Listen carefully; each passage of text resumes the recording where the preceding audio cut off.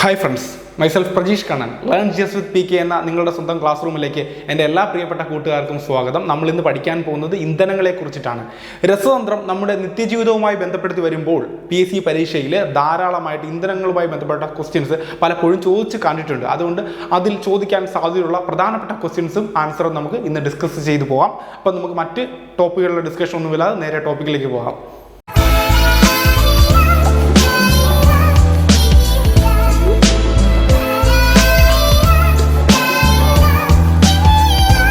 ഇന്ധനങ്ങൾ എന്ന് പറഞ്ഞാൽ മറ്റൊരു സബ്സ്റ്റൻസുമായിട്ട് പ്രവർത്തിക്കുമ്പോൾ അല്ലെങ്കിൽ മറ്റൊരു മെറ്റീരിയലുമായിട്ട് പ്രവർത്തിക്കുമ്പോൾ എനർജി അല്ലെങ്കിൽ ഹീറ്റ് എനർജി പ്രൊഡ്യൂസ് ചെയ്ത് അതുവഴി വർക്ക് ചെയ്യാനുള്ള കേപ്പബിലിറ്റി ഉണ്ടാക്കിയെടുക്കുന്ന വസ്തുക്കളാണ് ശരിക്കും പറഞ്ഞാൽ ഇന്ധനങ്ങൾ എന്ന് പറയുന്നത്, അല്ലേ? പലതരത്തിലുള്ള ഇന്ധനങ്ങളുണ്ട്. ഹൈഡ്രോ കാർബൺസ് അടങ്ങിയ ഇന്ധനങ്ങളുണ്ട്, ഫോസിൽ ഇന്ധനങ്ങളുണ്ട്, അങ്ങനെ ഒരുപാട് തരത്തിലുള്ള ഇന്ധനങ്ങൾ നമുക്കിന്ന് പ്രകൃതിവാതകം അതുപോലെ ഒക്കെയുണ്ട്. അപ്പോൾ നമുക്ക് എന്തായാലും ബേസിക് വേണ്ട കാര്യങ്ങൾ മാത്രം പഠിച്ചു പോകാം. ഓക്കെ, അപ്പം ഞാൻ നിങ്ങളോട് ആദ്യം ചോദിക്കാൻ പോകുന്ന കാര്യം ഇതാണ്, അല്ലെങ്കിൽ ആദ്യം ചോദിക്കുന്ന ക്വസ്റ്റ്യൻ ഇതാണ്. പല സമയത്തും ചോദിച്ചിട്ടുള്ള ക്വസ്റ്റ്യനാണ്. ഭാവിയിലെ ഇന്ധനം എന്നറിയപ്പെടുന്നത് എന്താണ്? ഭാവിയിലെ ഇന്ധനം എന്നറിയപ്പെടുന്നത് ഹൈഡ്രജൻ ആണ്. അപ്പം ഭാവിയിലെ ഇന്ധനം ഏതാണ്? ഹൈഡ്രജൻ. ഓക്കെ, അതുപോലെ തന്നെ മലിനീകരണം ഉണ്ടാക്കാത്ത ഇന്ധനം ഏതാണ്? അതും ഹൈഡ്രജൻ ആണ്. അപ്പോൾ ഹൈഡ്രജനെ പറ്റി രണ്ട് കാര്യങ്ങൾ നമ്മൾ പഠിച്ചു. എന്താണ്? ഭാവിയിലെ ഇന്ധനം ഹൈഡ്രജൻ ആണ്. അതുപോലെ തന്നെ മലിനീകരണം ഉണ്ടാക്കാത്ത ഇന്ധനം ഹൈഡ്രജൻ ആണ്. അതുപോലെ തന്നെ റോക്കറ്റുകളുടെ ഇന്ധനം എന്ന് പറയുന്നത് ലിക്വിഫൈഡ് ഹൈഡ്രജൻ ആണ്. ലിക്വിഡ് ഹൈഡ്രജൻ ആണ് ശരിക്കും പറഞ്ഞാൽ റോക്കറ്റുകളിൽ ഇന്ധനമായി ഉപയോഗിക്കുന്നത്, അല്ലേ? അപ്പം പ്രധാനപ്പെട്ട 3 കാര്യങ്ങൾ, ആദ്യം ഇന്ധനത്തെക്കുറിച്ച് ചോദിക്കാൻ സാധ്യതയുള്ള പ്രധാനപ്പെട്ട 3 കാര്യങ്ങളാണ്, അല്ലെങ്കിൽ അങ്ങനെ ഒരു ടോപ്പിക് ഡിസ്കഷൻ വരുന്ന സമയത്ത് ചോദിക്കാൻ സാധ്യതയുള്ള 3 കാര്യങ്ങൾ. ഫസ്റ്റ് ഓഫ് ഓൾ എന്താണ്? ഭാവിയുടെ ഇന്ധനം എന്നറിയപ്പെടുന്നത് ഹൈഡ്രജൻ ആണ്. അതുപോലെ തന്നെ മലിനീകരണം ഉണ്ടാക്കാത്ത ഇന്ധനം എന്ന് പറയുന്നതും എന്താണ്? ഹൈഡ്രജൻ ആണ്. അതുപോലെ തന്നെ റോക്കറ്റുകളിലെ ഇന്ധനം എന്ന് പറയുന്നത് ലിക്വിഡ് ഹൈഡ്രജൻ ആണ്. അപ്പോൾ നമുക്ക് ഓരോന്നായിട്ട് എഴുതി പോകാം. നിങ്ങളൊപ്പം എൻ്റെ ഒപ്പം എഴുതിയെടുക്കുക, എൻ്റെ ഒപ്പം ശ്രദ്ധിച്ചിരിക്കുക. ഓക്കെ, എഴുതി പോകാം. ഓക്കെ, ഭാവിയിലെ ഇന്ധനം, അല്ലേ? ഭാവിയിലെ ഇന്ധനം എന്താണ്? ഹൈഡ്രജൻ ആണ്, അല്ലേ? ഹൈഡ്രജൻ ആണ്. അതുപോലെ തന്നെ എന്താണ്? മലിനീകരണം ഉണ്ടാക്കാത്ത ഇന്ധനം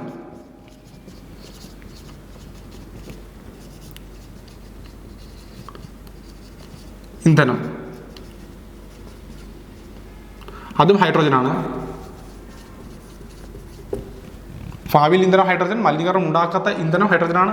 അതുപോലെ റോക്കറ്റുകളിലെ ഇന്ധനം, റോക്കറ്റിന്റെ ഇന്ധനം എന്ന് പറയുന്നത് ലിക്വിഡ് ഹൈഡ്രജൻ ആണ്. ഓക്കെ, ഇത് കൃത്യമായിട്ട് ഓർത്ത് വയ്ക്കുക. ഭാവിയിൽ ഇന്ധനം ഹൈഡ്രജനാണ്, മലിനീകരണം ഉണ്ടാക്കാത്ത ഇന്ധനം ഹൈഡ്രജനാണ്, റോക്കറ്റിന്റെ ഇന്ധനം എന്ന് പറയുന്നത് ലിക്വിഡ് ഹൈഡ്രജൻ ആണ്. ഓക്കെ, ഇത് പ്രധാനമാണ്. അതുപോലെ തന്നെ പുരാതന വസ്തുക്കൾ ഭൂമിയുടെ അടിയിൽ അടിഞ്ഞുകൂടി അവ ദ്രവീകരിച്ചുണ്ടാകുന്ന ഇന്ധനങ്ങളാണ് ഫോസിൽ ഇന്ധനങ്ങൾ, അല്ലേ?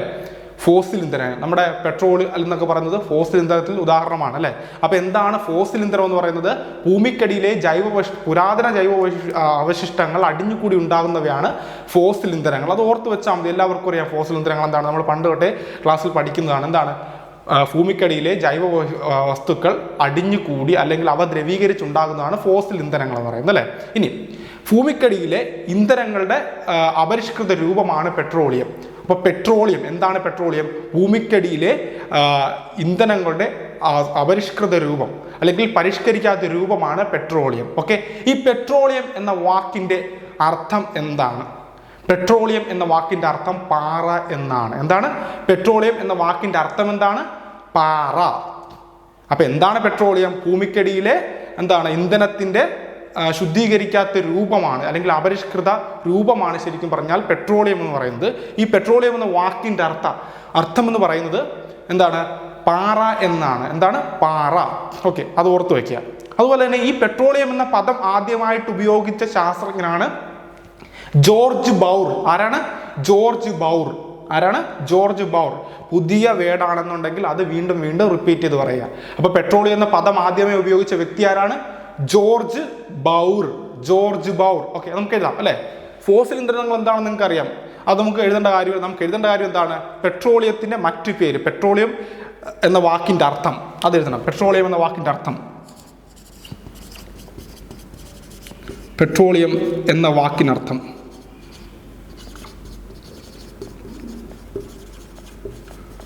എന്താണ്? പാറ എന്നാണ്. എന്താണ്? പാറ, അല്ലേ? പെട്രോളിയം എന്ന പദം ആദ്യമായി സംസാരിച്ച വ്യക്തി ആരാണ്, അല്ലെങ്കിൽ പെട്രോളിയം എന്ന പദം നൽകിയ വ്യക്തി ആരാണ്, അല്ലെങ്കിൽ പെട്രോളിയം എന്ന പദം ഉപയോഗിച്ച വ്യക്തിയാണ് ജോർജ് ബൗർ. അപ്പോൾ പെട്രോളിയം എന്ന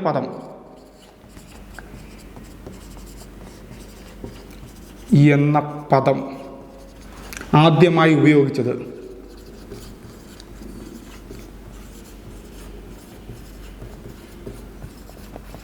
ആരാണ്?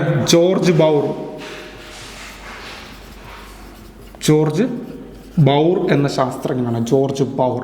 ഓക്കെ, ഇനി ശിലാതൈലം, മിനറൽ ഓയിൽ എന്നും അറിയപ്പെടുന്നത് പെട്രോളിയമാണ്. അപ്പൊ എന്തൊക്കെ പേരിൽ അറിയപ്പെടുന്നു? ശിലാതൈലം, മിനറൽ ഓയിൽ. അപ്പൊ നമുക്ക് എഴുതാം ശിലാതൈലം,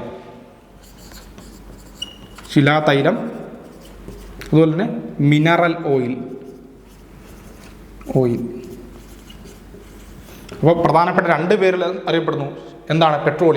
പെട്രോളിയമാണ് കേട്ടോ. പെട്രോളിയം അറിയപ്പെടുന്ന പ്രധാന പേരുകളാണ് ശിലാതൈലവും മിനറൽ ഓയിലും. നമ്മളിപ്പോൾ ചോദിക്കാം, ശിലാതൈലം എന്നറിയപ്പെടുന്ന എന്താണ്, അല്ലെങ്കിൽ മിനറൽ ഓയിൽ എന്നറിയപ്പെടുന്ന ഇന്ധനം ഏതാണ്? അതെന്താണ്? പെട്രോളിയമാണ്. ഓക്കെ, ഇനി ഈ പെട്രോളിയം നമ്മൾ ഇങ്ങനെ പഠിച്ചു. ഇനി പെട്രോളിയം ശുദ്ധീകരിക്കുന്ന ആ രീതിയാണ് ആംശിക സ്വേദനം. പെട്രോളിയം ശുദ്ധീകരിക്കുന്നത് ആംശിക സ്വേദനം അല്ലെങ്കിൽ ഫ്രാക്ഷണൽ ഡിസ്റ്റലേഷൻ എന്ന് പറയും. അപ്പോൾ പെട്രോളിയം വേർതിരിക്കുന്നത് ആംശിക സ്വേദനം വഴി.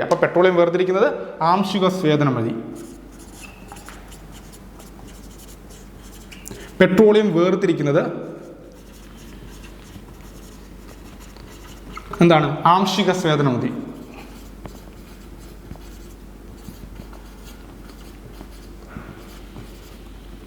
പെട്രോളിയം വേർതിരിക്കുന്നതാണ് ആംശിക സ്വേദനം വഴിയാണ് പെട്രോളിയം വേർതിരിക്കുന്നത്. അത് ഇത്ര ഇമ്പോർട്ടൻ്റ് ആണ്. പെട്രോളിയത്തെക്കുറിച്ച് വളരെ ഇമ്പോർട്ടൻ്റ് ആയിട്ടുള്ള കാര്യമാണ്. ഓക്കെ, അപ്പം ഭാവിയിലെ ഇന്ധനമാണ് ഹൈഡ്രജൻ. മലിനീകരണം ഉണ്ടാക്കാത്ത ഇന്ധനമാണ് ഹൈഡ്രജൻ. റോക്കറ്റിൻ്റെ ഇന്ധനം എന്ന് പറയുന്നത് ലിക്വിഡ് ഹൈഡ്രജൻ ആണ്. പെട്രോളിയം എന്ന വാക്കിൻ്റെ അർത്ഥം എന്ന് പറഞ്ഞാൽ പാറ എന്നാണ്. പെട്രോളിയം എന്ന പദം ആദ്യം ഉപയോഗിച്ചത് ജോർജ് ബൗർ എന്നൊരു ശാസ്ത്രജ്ഞനാണ്. ശിലാതൈലം, മിനറൽ ഓയിൽ എന്നറിയപ്പെടുന്ന പെട്രോളിയമാണ്. പെട്രോളിയം വേർതിരിക്കുന്നത് ആംശിക സ്വേദനം വഴിയാണ്, അല്ലേ? പെട്രോളിയം വേർതിരിക്കുന്നത് ആംശിക സ്വേദനം വഴിയാണ്. പെട്രോളിയത്തിൽ നിന്നാണ് ശരിക്കും പറഞ്ഞാൽ പെട്രോൾ ഉണ്ടാക്കുന്നത്. ചില ആൾക്കാർ തെറ്റിദ്ധരിച്ച് പറയാറുണ്ട്, പെട്രോളിയം എന്ന് പറയാറുണ്ട്. ശരിക്കും പറഞ്ഞാൽ പെട്രോളിയം എന്നൊരു കോമൺ ഐറ്റം ആണ്. ഈ പെട്രോളിയത്തിന് നമ്മൾ ക്രൂഡ് ഓയിൽ എന്ന് പറയുന്നത്, അല്ലേ? ക്രൂഡ് ഓയിൽ, അതായത് പെട്രോളിൻ്റെ അപരിഷ്കൃത രൂപമാണ് ക്രൂഡ് ഓയിൽ. നമുക്കിതാ. അപ്പോൾ ഇത് നിങ്ങൾ കൃത്യമായിട്ട് എഴുതിയെടുത്ത് തന്നെ പഠിച്ചു പോകാം. നോട്ടായിട്ട് എഴുതി വെച്ച് കഴിഞ്ഞാൽ നിങ്ങൾക്ക് ചിലവർക്ക് വീഡിയോ എപ്പോഴും കാണാൻ കഴിയില്ല. അങ്ങനെയുള്ളവർക്ക് നോട്ട് വെച്ച് പഠിക്കാൻ പറ്റും. വീഡിയോ കാണുന്നവർ വീഡിയോ കണ്ട് തന്നെ റിപ്പീറ്റ് ചെയ്ത് പഠിച്ച് വീണ്ടും പോവുക. സംശയം ഉണ്ടെങ്കിൽ അത് നിങ്ങൾ കമൻറ്റ് ബോക്സിൽ ഇടുക. അതുപോലെ തന്നെ നിങ്ങൾ എഴുതിയെടുത്ത് പോവുക. ഓക്കെ, അപ്പോൾ ഇത് റൈസ് ചെയ്യുകയാണ്.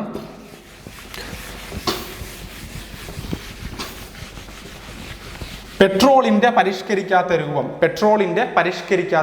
എഴുതിക്കോളൂ.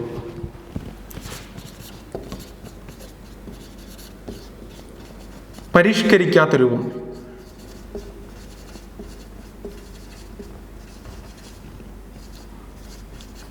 എന്താണ്? ക്രൂഡ് ഓയിൽ അല്ലേ? അപ്പോൾ പെട്രോളിൻ്റെ പരിഷ്കരിക്കാത്ത രൂപമാണ് ക്രൂഡ് ഓയിൽ. നമ്മൾ കേട്ടിട്ടല്ലേ ക്രൂഡ് ഓയിൽ ഉപയോഗിച്ചിട്ട് ക്രൂഡ് ഓയിലിൻ്റെ വില താന്നു ഉയർന്നു എന്ന് പറയുന്നത്.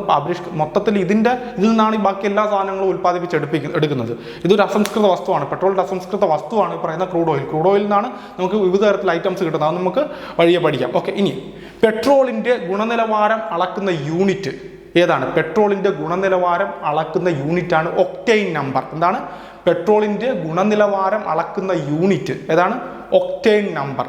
അതുപോലെ തന്നെ പെട്രോളിൻ്റെ ഗുണനിലവാരം അളക്കുന്ന യൂണിറ്റാണ് ഒക്ടെയ്ൻ നമ്പർ എന്ന് പറഞ്ഞു, അല്ലേ? ഈ ഒക്ടെയ്ൻ നമ്പറിൻ്റെ ഒക്ടെയ്ൻ നമ്പർ കൂടുന്നതനുസരിച്ച് പെട്രോളിൻ്റെ ഗുണനിലവാരം കൂടും. ഒക്ടെയ്ൻ നമ്പർ കുറയുന്നതനുസരിച്ച് പെട്രോളിൻ്റെ ഗുണനിലവാരം കുറയും. ഓക്കെ, അപ്പം നമ്മൾ മനസ്സിലാക്കേണ്ട കാര്യം എന്താണ്? പെട്രോളിൻ്റെ ഗുണനിലവാരം അളക്കുന്ന യൂണിറ്റാണ് ഒക്ടെയ്ൻ നമ്പർ. ഒക്ടെയ്ൻ നമ്പർ കൂടുന്നതനുസരിച്ച് പെട്രോളിൻ്റെ ഗുണം കൂടും. ഒക്ടെയ്ൻ നമ്പർ കുറയുന്നതനുസരിച്ച് പെട്രോളിൻ്റെ ഗുണം കുറയും. ഓക്കെ, അപ്പം അത് നമുക്ക് എഴുതാം. ഓക്കെ, പെട്രോളിൻ്റെ ഗുണനിലവാരം അളക്കുന്ന യൂണിറ്റ് എന്താണ്? Octane number. ഒക്ടെയ്ൻ നമ്പർ കൂടുമ്പോൾ അത് ഓർത്ത് വെക്കണം. ഒക്ടെയ്ൻ നമ്പർ ആണെന്ന് ഓർത്ത്. ഇനി ഓർത്ത് വെക്കേണ്ട കാര്യം എന്താണ്? ഒക്ടെയ്ൻ നമ്പർ കൂടുമ്പോൾ പെട്രോളിയത്തിൻ്റെ ഗുണം കൂടും. ഒക്ടേൺ നമ്പർ കുറയുമ്പോൾ പെട്രോളിയത്തിൻ്റെ ഗുണം കുറയും. ഇനി ഒക്ടേൺ നമ്പർ കുറഞ്ഞ പെട്രോളിയം ഉപയോഗിക്കുക അല്ലെങ്കിൽ പെട്രോൾ ഉപയോഗിക്കുന്ന സമയത്ത് നമ്മുടെ വാഹനത്തിന് എഞ്ചിനിൽ നിന്ന് പുറത്തു വരുന്ന ശബ്ദമാണ് നോക്കിംഗ് എന്ന് പറയുന്നത്, അല്ലേ? അപ്പോൾ ഇങ്ങനെയും പറയാം, ഗുണനിലവാരമില്ലാത്ത പെട്രോൾ ഉപയോഗിക്കുന്നത് മൂലം എഞ്ചിനിൽ നിന്ന് പുറത്തു വരുന്ന സൗണ്ടാണ് നോക്കിംഗ്. അപ്പോൾ എന്താണ്? ഗുണനിലവാരമില്ലാത്ത പെട്രോൾ ഉപയോഗിക്കുമ്പോൾ വാഹനത്തിൻ്റെ എഞ്ചിനിൽ നിന്ന് പുറത്തു വരുന്ന ശബ്ദമാണ് ശരിക്കും പറഞ്ഞു കഴിഞ്ഞാൽ ഈ നോക്കിംഗ്. അതിൻ്റെ അർത്ഥം എന്താണ്? എഞ്ചിൻ്റെ എഫിഷ്യൻസി കുറയുകയാണ് ചെയ്യുന്നത്, അല്ലേ? അപ്പോൾ ഗുണനിലവാരമില്ലാത്ത പെട്രോൾ ഉപയോഗിക്കുന്നത് മൂലം വാഹനത്തിൻ്റെ എഫിഷ്യൻസി കുറയുന്നു, അല്ലെങ്കിൽ അങ്ങനെ എഞ്ചിനിൽ നിന്ന് പുറത്തു വരുന്ന ശബ്ദമാണ് ശരിക്കും പറഞ്ഞാൽ നോക്കിംഗ്. അപ്പോൾ നമുക്ക് എഴുതാം നോക്കിംഗ് എന്നാൽ എന്താണ്? ഗുണനിലവാരമില്ലാത്ത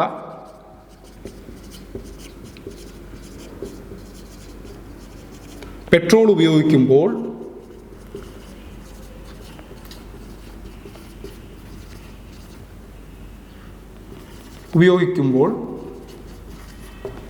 എഞ്ചിനിൽ നിന്നും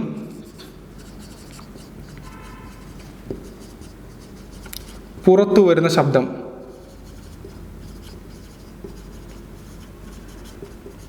ഇവിടുന്ന് നോക്കിംഗ് എന്നാണ് പറയുന്നത്, അല്ലേ? നോക്കിംഗ്. അപ്പം ഗുണനിലവാരമില്ലാത്ത പെട്രോൾ ഉപയോഗിക്കുമ്പോൾ എഞ്ചിനിൽ നിന്നും പുറത്തു വരുന്ന ശബ്ദമാണ് നോക്കിംഗ് എന്ന് പറഞ്ഞത്. അല്ലെങ്കിൽ ഒക്ടേൻ നമ്പർ കുറഞ്ഞ പെട്രോൾ ഉപയോഗിക്കുമ്പോൾ എഞ്ചിനിൽ നിന്ന് പുറത്തു വരുന്ന ശബ്ദമാണ് നോക്കിംഗ്. ഈ നോക്കിംഗ് കുറയുമ്പോൾ എഞ്ചിൻ്റെ എഫിഷ്യൻസി കുറയുന്നു. ഓക്കെ, ഇനി നോക്കിംഗ് ഉണ്ടാകാതിരിക്കാനായിട്ട് പെട്രോളിൽ ഒരു അസംസ്കൃത വസ്തു ചേർക്കാറുണ്ട്. അതിന് പേര് ട്രൈ ഈഥൈൽ ലെഡ് എന്ന് പറയും. എന്താണ് ട്രൈ ഈഥൈൽ ലെഡ്? അപ്പോൾ എഞ്ചിനിൽ നോക്കിംഗ് കുറയ്ക്കാനായി ചേർക്കുന്ന വസ്തുവാണ് ട്രൈ ഈഥൈൽ ലെഡ്. എന്താണ് ട്രൈ ഈഥൈൽ ലെഡ്? ഓക്കെ, അപ്പം നോക്കിംഗ് കുറയ്ക്കാനായി പെട്രോളിൽ ചേർക്കുന്ന വസ്തു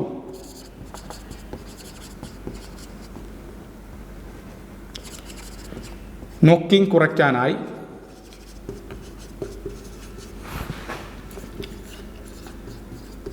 പെട്രോളിൽ ചേർക്കുന്ന വസ്തുവാണ് എന്താണ് tri ethyl lead. Common sense ഉപയോഗിച്ചാൽ വേറൊരു കാര്യം നമുക്ക് മനസ്സിലാവും.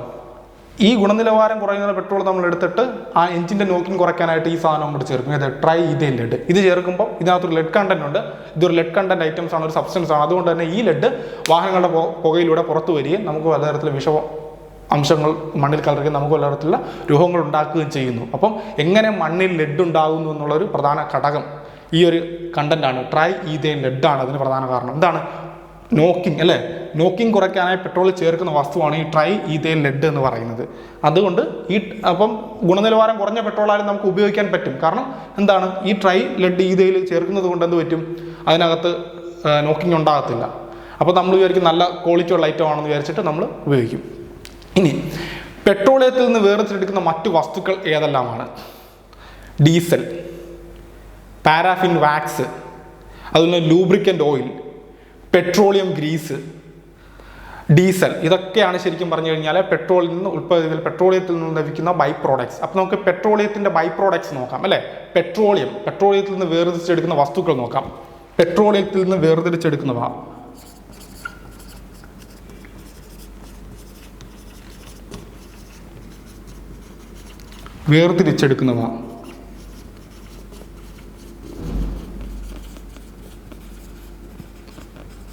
എന്തൊക്കെയാണ്? പാരാഫിൻ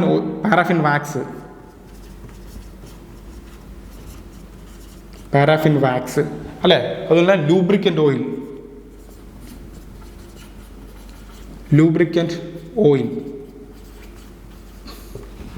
അതുപോലെ പെട്രോളിയം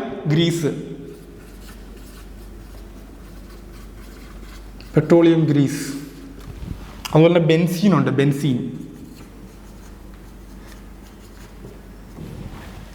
അപ്പം അങ്ങനെ paraffin wax, lubricant oil, petroleum grease, benzene, diesel, അല്ലേ? അങ്ങനെ വിവിധ ഘടകങ്ങൾ നമ്മൾ കുറച്ചൊക്കെ പറഞ്ഞിട്ടുള്ളൂ. Paraffin wax, lubricant oil, petroleum grease, benzene, diesel ഒക്കെ എന്താണ്? പെട്രോളിയത്തിൽ നിന്ന് വേർതിരിച്ചെടുക്കുന്നതാണ്, അല്ലേ? നമ്മൾ ആദ്യം പെട്രോളിയം എന്താണെന്ന് പഠിച്ചു, അല്ലേ? ഭൂമിക്കടിയിലെ ഇന്ധനത്തിൻ്റെ അപരിഷ്കൃത രൂപമാണ് പെട്രോളിയം. ആ പെട്രോളിയത്തിൽ നിന്നാണ് പെട്രോൾ പോലും ഉൽപ്പാദിപ്പിക്കുന്നത് അല്ലേ. അതിൽ നിന്നാണ് paraffin wax, lubricant oil, petroleum grease, benzene, diesel ഒക്കെ ഉപയോഗിക്കുന്ന ഒരുപാട് ബൈ പ്രോഡക്ട്സുകൾ, നമ്മൾ അറിയാത്തതും അറിയുന്നതുമായിട്ടുള്ള ഒരുപാട് ബൈ പ്രോഡക്ട്സുകൾ പെട്രോളിയത്തിൽ നിന്ന് ഉൽപ്പാദിപ്പിക്കുന്നു. അപ്പോൾ ഇത്തരം കാര്യങ്ങൾ ഒന്നുകൂടെ നോക്കാം. പെട്രോളിൻ്റെ പരിഷ്കരിക്കാത്ത രൂപമാണ് ക്രൂഡ് ഓയിൽ. പെട്രോളിയത്തിൻ്റെ ഗുണനിലവാരം അളക്കുന്ന യൂണിറ്റാണ് ഒക്ടേൻ നമ്പർ. ഗുണനിലവാരമില്ലാത്ത പെട്രോൾ ഉപയോഗിക്കുമ്പോൾ എഞ്ചിനിൽ നിന്നും പുറത്തു വരുന്ന ശബ്ദമാണ് എന്താണ് നോക്കിംഗ് എന്ന് പറയുന്നത്. നോക്കിംഗ് കുറയ്ക്കാനായി പെട്രോളിൽ ചേർക്കുന്ന വസ്തുവാണ് ട്രൈ ഈഥൈൽ ലെഡ് എന്ന് പറയുന്നത്. പെട്രോളിയത്തിൽ നിന്ന് വേർതിരിച്ചെടുക്കുന്നവ paraffin wax, lubricant oil, petroleum grease, benzene, diesel ഇവയൊക്കെ പെട്രോളിയത്തിൽ നിന്ന് വേർതിരിച്ചെടുക്കുന്ന വസ്തുക്കളാണ്. ഓക്കെ, നിങ്ങൾ കൃത്യമായിട്ട് എഴുതിയെടുക്കുക. ഇത് നിങ്ങളോട് പറയുന്നത് വളരെ പ്രധാനപ്പെട്ട ഒരു പാർട്ടാണ്. നമുക്ക് പലപ്പോഴും ഇതുപോലുള്ള ചെറിയ കാര്യങ്ങൾ നമ്മൾ തെറ്റിക്കാറുണ്ട്, അങ്ങനെ ഉണ്ടാകാതിരിക്കാനാണ്. ഓക്കെ ഓക്കെ അപ്പോൾ നിങ്ങൾ കൃത്യമായിട്ട് എഴുതിയെടുക്കുക. അതുപോലെ ഒരു കാര്യം കൂടെ പറയാം, പെട്രോളിൻ്റെ അളവ് യൂണിറ്റ് എന്താണ്? ബാരലാണ് അല്ലേ. പെട്രോളിയം അളക്കുന്ന യൂണിറ്റ് എന്ന് പറയുന്നത് പെട്രോളിയത്തിൻ്റെ അളവ് യൂണിറ്റ് ബാരലാണ്. എന്ന് പറയില്ല ഇത്ര ബാരൽ പെട്രോൾ, അത് പെട്രോളിൻ്റെ അളവ് യൂണിറ്റ്, പെട്രോളിൻ്റെ അളവ് യൂണിറ്റ് എന്താണ്? ബാരൽ. പെട്രോളിൻ്റെ അളവ് യൂണിറ്റാണ് ബാരൽ എന്ന് പറയുന്നത്. ഓക്കെ, ഇമ്പോർട്ടൻ്റ് ആണ്, ഇത് കൃത്യമായിട്ട് എഴുതി വയ്ക്കുക. ബാരൽ, 2 ബാരൽ 3 ബാരൽ എന്നൊക്കെ നമ്മൾ പറയാറുണ്ട് പെട്രോളും വരുന്ന സമയത്ത്. അത് അതിൻ്റെ അളവ് യൂണിറ്റ് തന്നെയാണ്, അങ്ങനെ തന്നെ ഓർത്ത് വയ്ക്കുക. ഓക്കെ, സോ ഇത് ഞാൻ എറൈസ് ചെയ്യാണ്.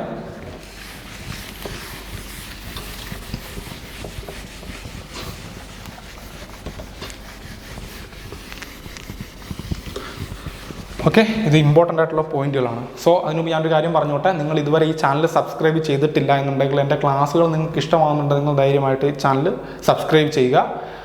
ഇഷ്ടമാണെങ്കിൽ ലൈക്ക് ചെയ്യുക, അല്ലെങ്കിൽ ധൈര്യമായിട്ട് ഡിസ്ലൈക്ക് ചെയ്യുക. നിങ്ങളുടെ കമൻറ്റുകൾ എന്ത് തന്നെയാലും എൻ്റെ കമൻറ്റ് ബോക്സിൽ കൃത്യമായിട്ട് രേഖപ്പെടുത്തുക. ഓക്കെ, നമുക്കിനി അടുത്ത പോയിന്റിലേക്ക് പോകാം. ഓക്കെ, ഇനി അടുത്ത എന്തിനാണ് നമ്മൾ കൽക്കരിയെക്കുറിച്ചാണ് പഠിക്കാൻ പോകുന്നത്. എന്താണ് കൽക്കരി അല്ലേ? കറുത്ത വജ്രം എന്നറിയപ്പെടുന്ന വസ്തുവാണ് അല്ലേ, ഇന്ധനമാണ് കൽക്കരി. എന്താണ്? കറുത്ത വജ്രം എന്നറിയപ്പെടുന്ന ഇന്ധനമാണ് കൽക്കരി. താപവൈദ്യുത നിലയങ്ങൾ വൈദ്യുതി ഉൽപ്പാദിപ്പിക്കാനായിട്ട് ഉപയോഗിക്കുന്ന പ്രധാന ഇന്ധനം എന്താണെന്ന് കൽക്കരിയാണ്. അപ്പം കറുത്ത വജ്രം എന്താണ്? കൽക്കരിയാണ്. കറുത്ത വജ്രം കൽക്കരി. അതുപോലെ താപവൈദ്യുത നിലയങ്ങളിൽ വൈദ്യുതി ഉൽപ്പാദിപ്പിക്കാൻ ഉപയോഗിക്കുന്ന പ്രധാന ഇന്ധനമാണ് കൽക്കരി എന്ന് പറയുന്നത്. ഇനി ഈ കൽക്കരിയെ പലതായിട്ട് തിരിച്ചിട്ടുണ്ട് അല്ലേ. അടങ്ങിയിരിക്കുന്ന കാർബണിൻ്റെ അടിസ്ഥാനത്തിൽ കൽക്കരിയെ പ്രധാനമായിട്ടും തിരിച്ചിട്ടുണ്ട്. ആന്ത്രസൈറ്റ്, ലിഗ്നൈറ്റ്, അതുപോലെ തന്നെ എന്താണ് വേറെ പല പീറ്റ് എന്ന് പറയുന്ന രീതിയിൽ തിരിച്ചിട്ടുണ്ട്. അങ്ങനെ പലതായിട്ട് തിരിച്ചിട്ടുണ്ട്. സോ നമുക്ക് ആദ്യം എന്താണ് പഠിക്കേണ്ടത്? ബേസിക് കാര്യം പഠിക്കണം. എന്താണ് കൽക്കരി എന്ന് പറയുന്നത് എന്താണ്? വൈദ്യുതി ഉൽപ്പാദനത്തിലെ പ്രധാന ഇന്ധനം, താപവൈദ്യുതി ഉൽപ്പാദനത്തിലെ പ്രധാന ഇന്ധനമാണ് കൽക്കരി. കറുത്ത വജ്രം എന്നറിയപ്പെടുന്നത് കൽക്കരിയാണ്. ഓക്കെ, അപ്പം താപവൈദ്യുതി ഉൽപ്പാദിപ്പിക്കുന്നതിൻ്റെ പ്രധാന ഇന്ധനം, താപവൈദ്യുതി ഉൽപ്പാദിപ്പിക്കാൻ ഉപയോഗിക്കുന്ന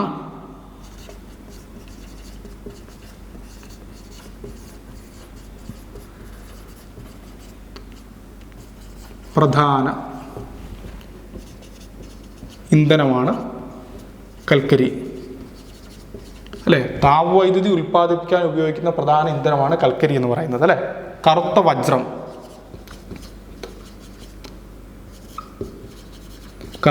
എന്ന് പറയുന്നത് കൽക്കരിയാണ്. ഓക്കെ, ഇനി കൽക്കരിയുടെ പ്രധാന രൂപങ്ങൾ എന്തൊക്കെയാണ്? ആന്ത്രസൈറ്റ്, ലിഗ്നൈറ്റ്, അതുപോലെ തന്നെ peat, bitumen. Okay, anthracite, lignite, peat, bitumen. നോക്കാം. ആന്ത്രസൈറ്റ്, കൽക്കരിയുടെ പ്രധാന രൂപാന്തരങ്ങൾ,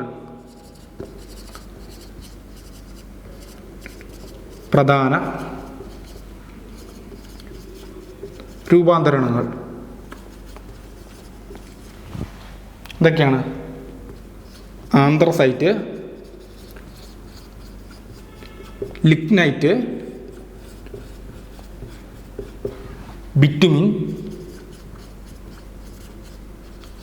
അതുപോലെ പീറ്റ്. ഓക്കെ, അപ്പോൾ കൽക്കരിയുടെ പ്രധാന രൂപാന്തരണങ്ങൾ anthracite, lignite, bitumen, peat. Bitumen ആണ് ഏറ്റവും കൂടുതൽ ഉപയോഗിക്കുന്നത്. ബിറ്റുമിൻ കോളാണ് ഏറ്റവും കൂടുതൽ ഉപയോഗിക്കുന്ന കൽക്കരി എന്ന് പറയുന്നത് ബിറ്റുമിനാണ്. ഏറ്റവും കൂടുതൽ ഉപയോഗിക്കുന്ന കൽക്കരി ഏതാണ്? ബിറ്റുമിനാണ്. അതുപോലെ ഏറ്റവും കൂടുതൽ കാർബൺ അടങ്ങിയ കൽക്കരിയാണ് ആന്ത്രസൈറ്റ്. ഏറ്റവും കൂടുതൽ കാർബൺ അടങ്ങിയ കൽക്കരി ഏതാണ്? ആന്ത്രസൈറ്റ്. ഓർത്ത് വെക്കണം. ഇനി ഞാൻ പറയുന്ന കാര്യങ്ങൾ നിങ്ങൾ കൽക്കരിയുമായിട്ട് ബന്ധപ്പെട്ട് ഇനി ഞാൻ പറയുന്ന കാര്യങ്ങൾ നിങ്ങൾ ശ്രദ്ധിക്കണം. ഏറ്റവും കൂടുതൽ കാർബൺ അടങ്ങിയ കൽക്കരിയാണ് ആന്ത്രസൈറ്റ്. ഏറ്റവും കൂടുതൽ കാർബൺ അടങ്ങിയ കൽക്കരിയാണ് ആന്ത്രസൈറ്റ്. അതുപോലെ ഏറ്റവും കൂടുതൽ ഉപയോഗിക്കുന്ന കൽക്കരി ഏതാണ്? അത് ബിറ്റുമിനാണ്. റോഡ് നിർമ്മാണത്തിന് ഉപയോഗിക്കുന്ന കൽക്കരി ബിറ്റുമിനാണ്. അപ്പം ഏറ്റവും കൂടുതൽ ഉപയോഗിക്കുന്നത് ബിറ്റുമിനാണ്. എന്നാൽ ഏറ്റവും കൂടുതൽ കാർബൺ അടങ്ങിയത് ആന്ത്രസൈറ്റിലാണ് അല്ലേ. ഇനി പീറ്റാണ്. ഏറ്റവും കുറവ് കാർബൺ അടങ്ങിയത് പീറ്റിലാണ്. ഏറ്റവും കുറവ് കാർബൺ അടങ്ങിയത് ഈ പീറ്റ് എന്ന് പറയുന്ന കൽക്കരിയിലാണ്. ഓക്കെ. അതുപോലെ തന്നെ ബ്രൗൺ കോൾ എന്നറിയപ്പെടുന്ന ലിഗ്നൈറ്റ് ആണ്. എന്താണ് ബ്രൗൺ കോൾ എന്നറിയപ്പെടുന്നത്? ലിഗ്നൈറ്റ് ആണ്. ഓക്കെ, നമുക്ക് അത് എഴുതിപ്പോ അല്ലേ. ഏറ്റവും കൂടുതൽ കാർബൺ അടങ്ങിയ കൽക്കരി, ഏറ്റവും കൂടുതൽ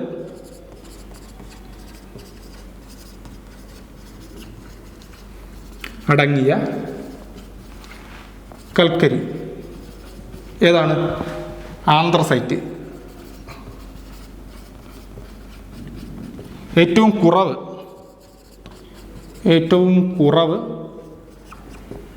കാർബൺ അടങ്ങിയ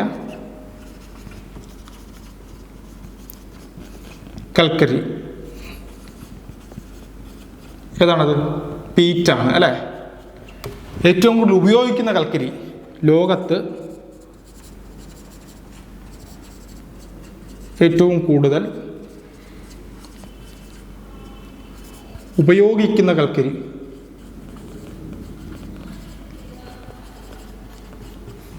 എന്താണ്? ബിറ്റുമിനാണ്. ബിറ്റുമിൻ. ഓക്കെ. അപ്പം ഏറ്റവും കൂടുതൽ കാർബൺ അടങ്ങിയത് ആന്ത്രസൈറ്റ്, ഏറ്റവും കുറവ് കാർബൺ അടങ്ങിയത് പീറ്റ്, ലോകത്ത് ഏറ്റവും കൂടുതൽ ഉപയോഗിക്കുന്ന കൽക്കരി ബിറ്റുമിൻ ആണ് അല്ലേ. ഇനി ബ്രൗൺ കോൾ എന്നറിയപ്പെടുന്ന കൽക്കരി ഏതാണ്? അതാണ് ലിഗ്നൈറ്റ്. ഓക്കെ, അത് ഇമ്പോർട്ടൻ്റ് ആണ്.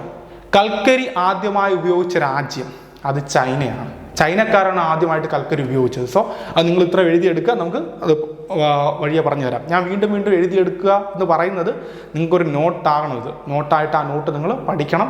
ഇത് നമ്മൾ സെപ്പറേറ്റ് ചെയ്തെടുത്തുള്ള കാര്യമാണ്. പ്രധാനപ്പെട്ട കാര്യങ്ങൾ മാത്രമേ നമ്മളിവിടെ ഡിസ്കസ് ചെയ്യുന്നു. അത് നിങ്ങൾ കൃത്യമായിട്ട് ഓർക്കുക. ഓക്കെ. അപ്പോൾ ഞാനിത് റൈസ് ചെയ്യാണ്.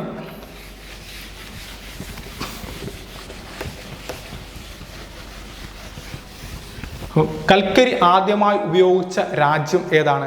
ചൈനയാണ് അല്ലേ. കൽക്കരി ആദ്യമായി ഉപയോഗിച്ച രാജ്യമാണ് ചൈന. ചൈനക്കാരാണ് കൽക്കരി ആദ്യമായി ഉപയോഗിച്ചത്. അപ്പൊ ചൈനക്കാരാണ് കൽക്കരി ആദ്യം ഉപയോഗിച്ചത്. ആദ്യമായി ഉപയോഗിച്ച രാജ്യം ഏതാണ്? ചൈന. കൽക്കരി ഒരു അവസാദ ശിലയാണ്.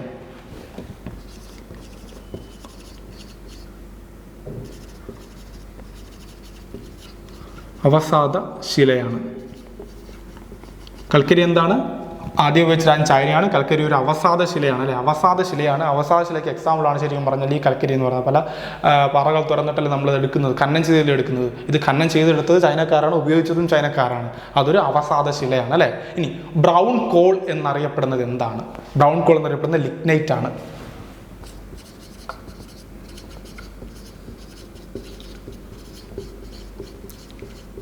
ലിഗ്നൈറ്റ്. ഓക്കെ. അതുപോലെ എന്താണ് ഹാർഡ് കോൾ എന്ന് പറയപ്പെടുന്നത്? എന്താണ് ഹാർഡ് കോൾ എന്ന് പറയുന്നത്? ആന്ത്രസൈറ്റ് ആണ്. Hard call anthracite. Okay. Soft call എന്നറിയപ്പെടുന്നത് എന്താണ്? സോഫ്റ്റ് കോൾ അത് ബിറ്റുമിൻ ആണ്. സോഫ്റ്റ് കോൾ എന്നറിയപ്പെടുന്നത് എന്താണ്? ബിറ്റുമിൻ.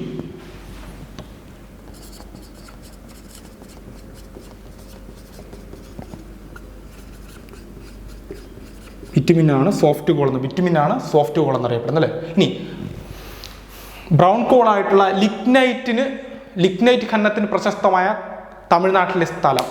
ലിഗ്നൈറ്റ് ഖനനത്തിന് പ്രശസ്തമായിട്ടുള്ള തമിഴ്നാട്ടിലെ സ്ഥലമാണ് നെയ്വേലി. ലിഗ്നൈറ്റ് എന്നൊക്കെ കേട്ടിട്ടില്ലേ. അപ്പം ലിഗ്നൈറ്റ് ഖനനത്തിന് പ്രസിദ്ധമായ തമിഴ്നാട്ടിലെ സ്ഥലമാണ് നെയ്വേലി. എഴുതിക്കോളൂ. ലിഗ്നൈറ്റ് ഖനനത്തിന്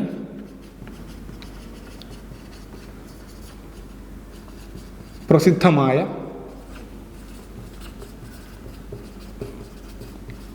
തമിഴ്നാട്ടിലെ സ്ഥലമാണ് നെയ്വേലി. ഒരു വലിയ ഫാക്ടറിയും മറ്റു കാര്യങ്ങളും ഉണ്ട് അല്ലേ. ലിഗ്നൈറ്റ് ഖണ്ഡത്തിൽ പ്രശസ്തമായ തമിഴ്നാട് സ്ഥലമാണ് നെയ്വേലി എന്നറിയപ്പെടുന്നത് അല്ലേ. അതുപോലെ വൈറ്റ് ടാർ എന്നറിയപ്പെടുന്ന നാഫ്തൽ എന്ന് പറയുന്ന ഒരു കെമിക്കൽ കോമ്പൗണ്ട് ആണ് അല്ലേ.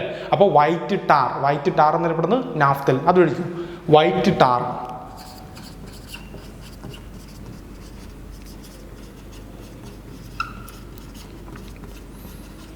വൈറ്റ് ടാർ എന്നറിയപ്പെടുന്നത് നാഫ്തലിനാണ്. നാഫ്തലിനാണ് ഒരു കെമിക്കൽ കോമ്പൗണ്ട് ആണ്.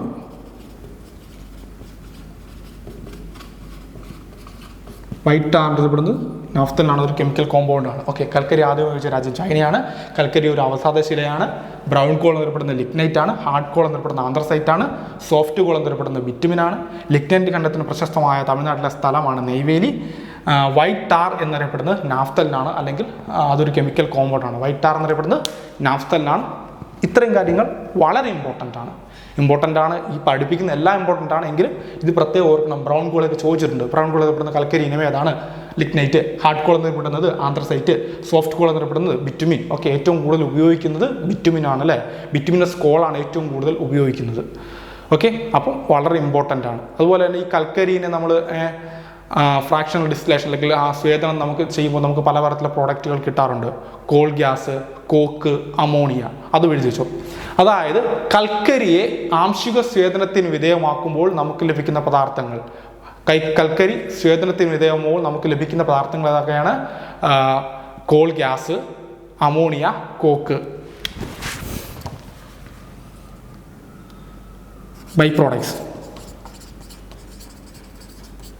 പ്രോഡക്ട്സ് എന്തൊക്കെയാണ്? കോൾ ഗ്യാസ്,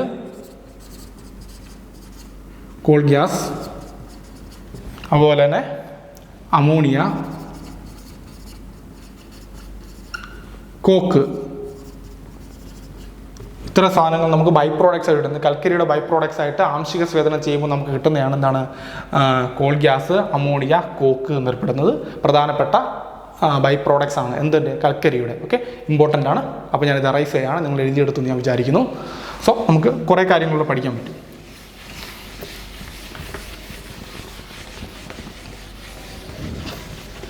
ഇനി ഞാൻ നിങ്ങളോട് ചോദിക്കുകയാണ്, ഉയർന്ന മർദ്ദത്തിൽ ദ്രവീകരിച്ച പ്രകൃതിവാതമാണ് കംപ്രസ്ഡ് നാച്ചുറൽ ഗ്യാസ് എന്ന് പറയുന്നത്. എന്താണ്? CNG, compressed natural gas. Okay. അപ്പം നമുക്ക് എഴുതി പഠിക്കാതെ എന്താണ്? ഉയർന്ന മർദ്ദത്തിൽ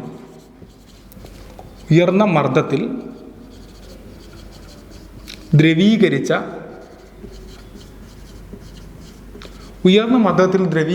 അല്ലേ പ്രകൃതിവാതകം എന്താണ്? CNG. എന്നാൽ കംപ്രസ്ഡ്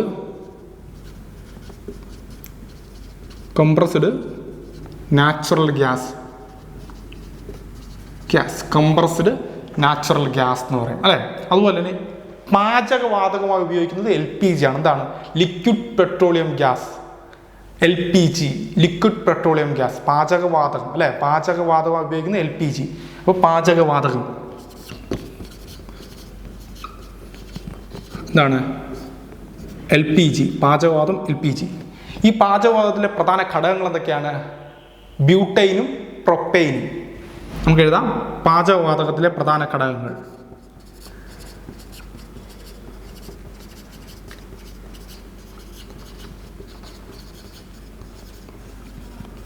എന്തൊക്കെയാണ്? Butyne, propyne.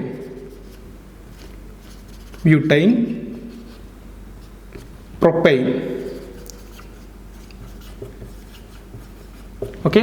ഇനി അതുപോലെ തന്നെ ബയോഗ്യാസിലെ പ്രധാന ഘടകം അല്ലെങ്കിൽ ഗോബർ ഗ്യാസ് ബയോഗ്യാസിലെ പ്രധാന ഘടകമാണ് മീഥെയിൻ. എന്താണ്? മീഥെയിൻ. അപ്പം ബയോഗ്യാസിലെ പ്രധാന ഘടകം ഏതാണ്? മീഥെയിൻ. ബയോഗ്യാസിലെ പ്രധാന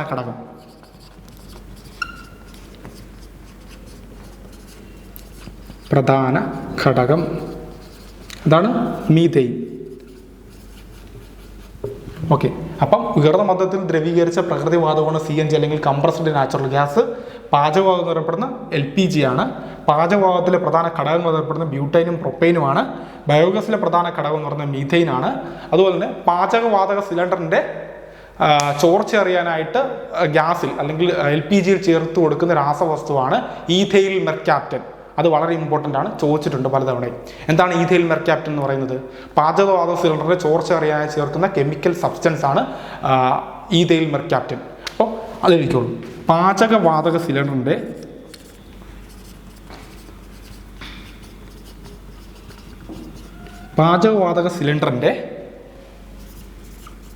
ചോർച്ച അറിയാൻ ചേർക്കുന്ന രാസപദാർത്ഥം എന്താണ്? Ethyl mercaptan. അപ്പം പാചകവാതക സിലിണ്ടറിൻ്റെ ചോർച്ച അറിയാൻ ചേർക്കുന്ന രാസപദാർത്ഥമാണ് ഈഥൈൽ മെർക്യാപ്റ്റൻ. ഇമ്പോർട്ടൻ്റ് ആണ്. ഇത്രയും പ്രകൃതിവാതകങ്ങളെക്കുറിച്ചൊക്കെ നമ്മൾ ഓർത്ത് വയ്ക്കുക. നോക്കാം. ഉയർന്ന മർദ്ദത്തിൽ ദ്രവീകരിച്ച പ്രകൃതിവാതകമാണ് CNG അല്ലെങ്കിൽ കംപ്രസ്ഡ് നാച്ചുറൽ ഗ്യാസ്. പാചകവാതകം LPG ആണ്. പാചകവാതകത്തിലെ പ്രധാന ഘടകങ്ങൾ ബ്യൂട്ടൈനും പ്രൊപ്പൈനുമാണ്. ബയോഗ്യാസിലെ പ്രധാന ഘടകം മീഥൈനാണ്. പാചകവാതക സിലിണ്ടറിൻ്റെ ചോർച്ച അറിയാനായി ചേർക്കുന്ന രാസപദാർത്ഥമാണ് ഈഥൈൽ മെർക്യാപ്റ്റൻ. ഓക്കെ, ഇത്രയും നിങ്ങൾ ആദ്യം തൊട്ട് വീഡിയോ കൊണ്ട് കൃത്യമായിട്ട് മനസ്സിലാക്കി കൃത്യമായിട്ട് പഠിക്കുക. സോ നിങ്ങൾ വീണ്ടും എഴുതിയെടുത്ത് പഠിക്കുക. നിങ്ങൾക്ക് വേണ്ട ടോപ്പിക്കിൽ കമൻറ്റ് ചെയ്യുക. എന്ത് തന്നെ ആയാലും നമുക്ക് അടുത്ത ഒരു നല്ല ക്ലാസ്സിൽ നല്ല ടോപ്പിക്കുമായി കാണുന്നവരെ എൻ്റെ എല്ലാ പ്രിയപ്പെട്ട കൂട്ടുകാർക്കും നന്ദി, നമസ്കാരം.